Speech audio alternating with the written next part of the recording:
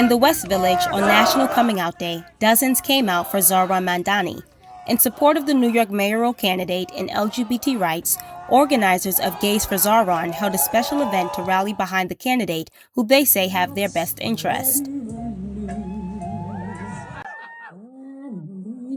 Zohran's one of the first candidates where I felt like I didn't have to compromise on any of my values, where I felt like he was truly fighting to serve and protect the LGBTQ community and talk about issues such as trans healthcare, protecting queer immigrants from ICE, and issues that might be taboo to talk about in today's political climate. It's an honor to be here on National Coming Out Day to stand up and say, as was just echoed before, that it's not enough to have pride just in 1 month of the year. We have to stand up for queer New Yorkers every single day. Zohran's rent freeze and affordability plans are also appealing to queer voters.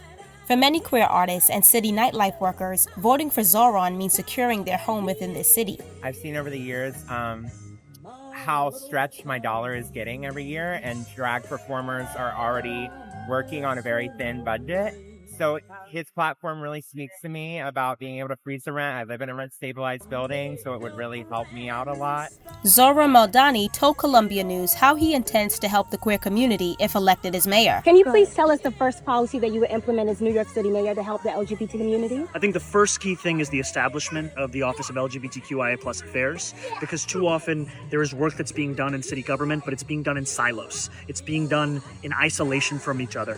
And what this office would do is not only cohere that, but also be coupled with significant investment that would allow for legal services, housing services, as well as the very kinds of services that queer New Yorkers are currently being denied.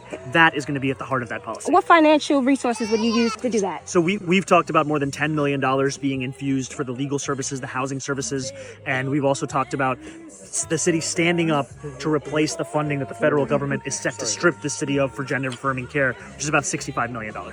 It's my hope that Zohran will, with our help and with the help of others, make this city the glorious place that it always has been for everybody.